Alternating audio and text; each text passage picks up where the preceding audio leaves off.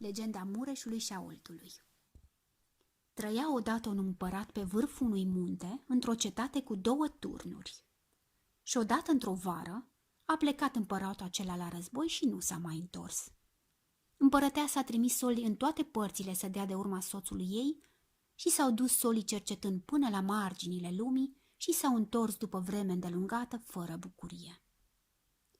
Și avea împărăteasa 2 copii care se jucau în țărână când a plecat tatăl lor să se războiască, iar acum erau mari și flăcăi de însurătoare. Unul crescuse în turnul dinspre miază noapte, celălalt în turnul dinspre miază zi, și amândoi erau feluriți la fire și la gânduri, dar unul la chip și la făptură.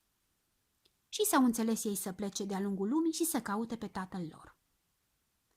Mama lor a plâns și de bucurie și de durere când a aflat de hotărârea lor.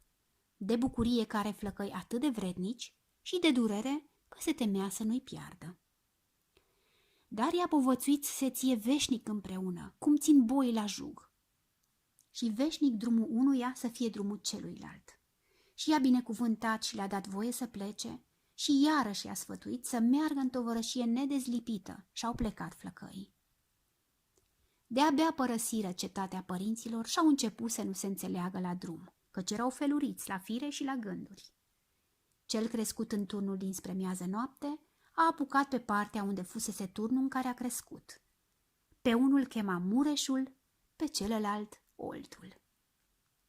Și de acolo, din creștetul muntelui, li s-a despărțit cărarea, că Mureșul a pornit spre miază noapte, iar Oltul spre miază zi.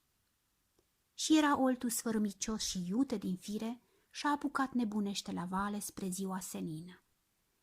Iar Mureșul era întunecat cu inima și liniștit ca noaptea pașnică și a apucat încet, încet spre miază noapte. După câteva vreme însă, pe Mureș l-a ajuns dorul de fratele său și i s-a întristat sufletul și de aceea s-a întors pe miază zi să-și afle fratele. Și nu l-a mai aflat. Ba și-a pierdut și calea și-a apucat în altă parte, tot liniștit și cu inima de pace. Dar mama lor, când a văzut că s-au despărțit chiar de la casa părintească, a alergat să le curme drumul, dar nu era chip să-i ajungă, mai ales că ei fugeau în 2 părți. Și a plâns împărăteasa. Și într-acel minut, amândoi băieții s-au făcut râuri și râuri au rămas. Și de atunci Oltul cel sfărămicios și iute din fire a dat năvală prin țări muntoase și s-a zvârlit prin munți cu prăpăstii și s-a fundat pe la turnul roșu, clocotind și izbindu-se de stânci. Și de aceea lui se cântă cântecul. Oltule râu blestemat, te-ai făcut adânc și lat, să vii mare spumecat și cu sânge amestecat. Iar Mureșul de atunci curge tot pe șes și tot spre șesuri năzuiește liniștit și încrezător și de aceea îi se cântă cântecul Mureș, Mureș, apă lină.